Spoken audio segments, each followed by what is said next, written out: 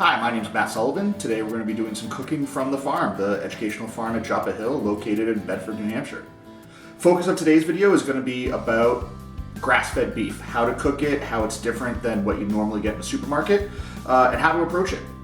So on my left, I have a T-bone steak from the farm. This is grass-fed beef, just like all the beef at the farm. And on my right is a New York strip taken from one of the local supermarkets. This is typically what's called corn-fed or corn-finished beef. The naming really tells you the story. Everything that our cows eat at the farm is natural grass, hay. There's no corn added into their diet. What corn does to cows to steer is it fattens them up a lot quicker. Gets cows to slaughter or processing faster, gets them into the consumer's hands.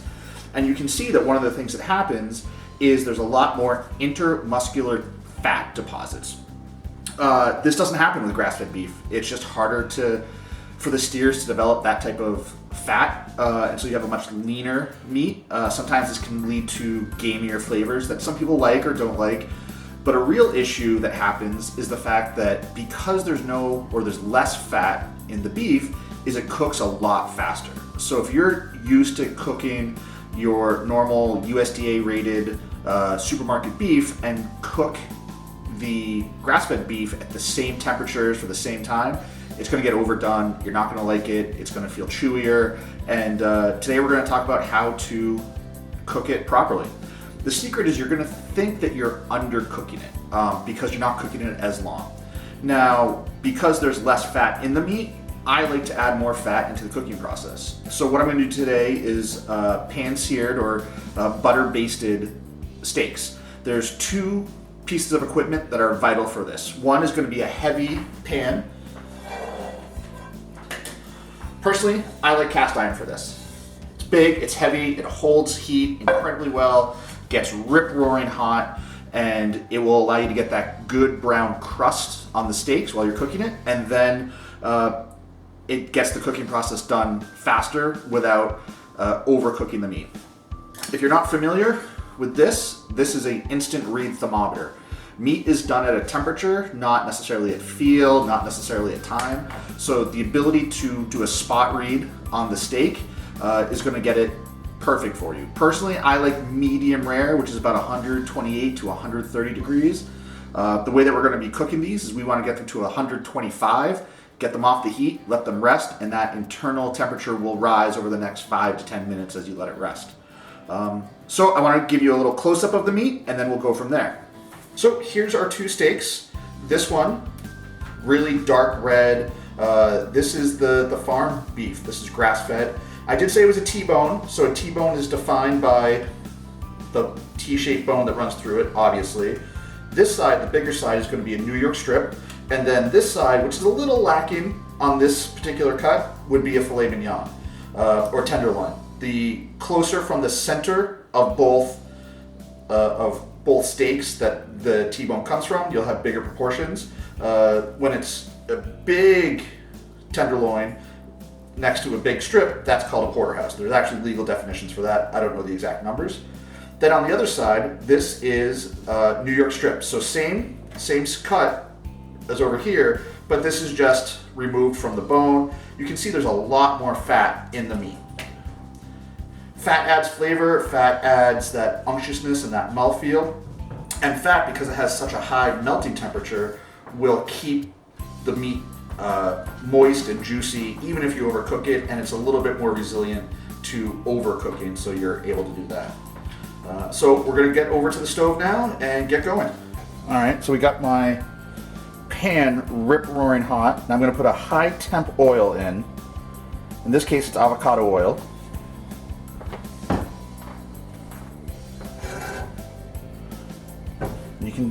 Don't know if the shimmer comes across, but as you see it starts to shimmer, that means you're ready to go. So I'm just going to take the steak, lay it down.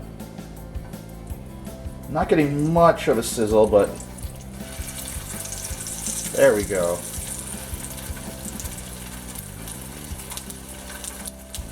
You might be able to see some whiffs of smoke coming off. which is perfect, which is what we want.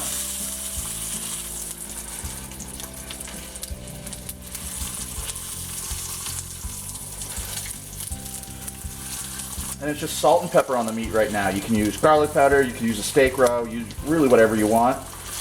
I'm a little bit of a purist when it comes to the idea of just S&P for me. We'll let that go for about a minute. This is about an inch, maybe an inch and a half steak. You have to remember that there is the bone in there. The bone will slow the cooking process, which is actually good in this case because we need to be very aware of what our temp is going to be.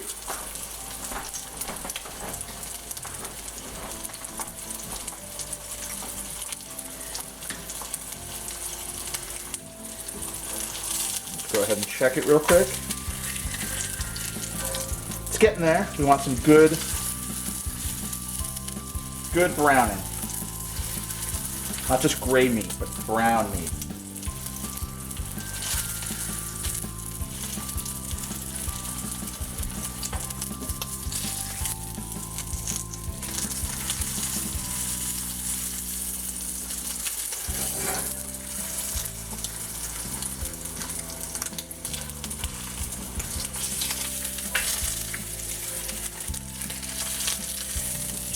All right, this is about a flip.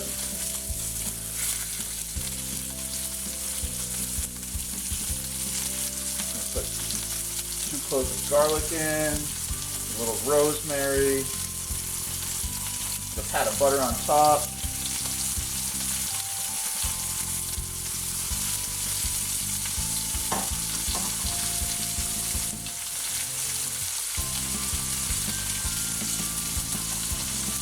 And you're just going to tilt the pan,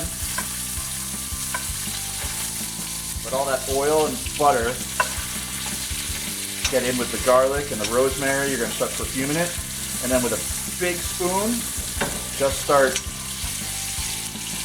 spooning the butter over the top.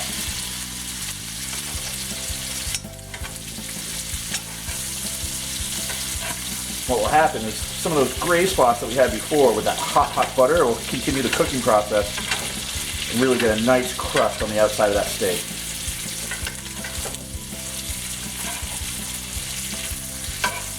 Rosemary on top.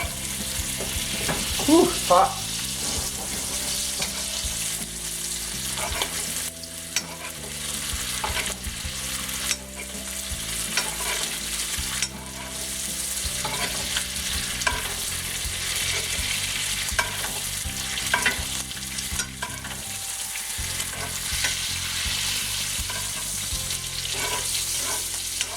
As the butter starts to brown, that's the milk solids kind of toasting, which will add a good nutty flavor.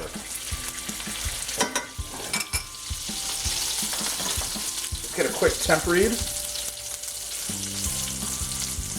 107, 105. Perfect. Got a few more.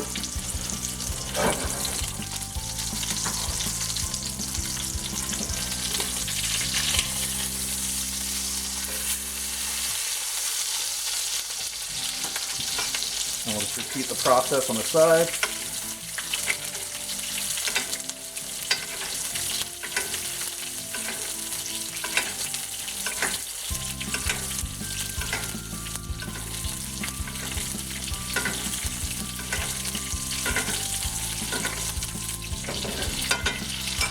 That's done. You can get that off the heat.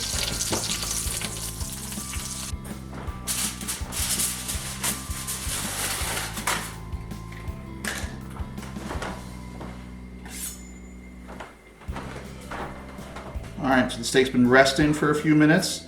It's always good to let meat rest. It lets the juices kind of get back in to the meat after they've been really pushed to the boiling point. Now, another thing to consider is that steak will often be gray for the first second or two, and then will pink up. And as you can see there, it's just the way I like it. You're gonna have a little bit of a gray edge, that's fine, that's a hard sear. But then in the middle, nice and pink. I'd say this is medium rare to medium rare plus. So let's get a bite into this. My personal favorite way to serve this would be to take some of that brown garlic, rosemary butter. Put it right on there. Hit it with a little bit of finishing salt, in this case a sea salt.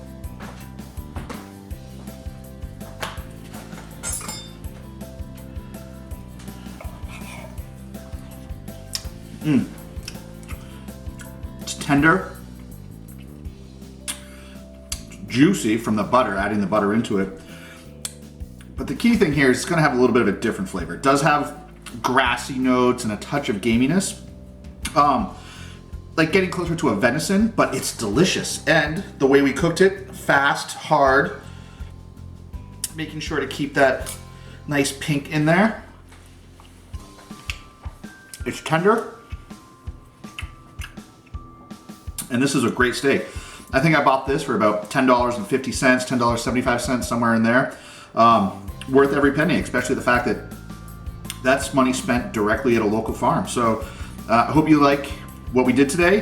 Give it a shot and leave your comments below. Thank you.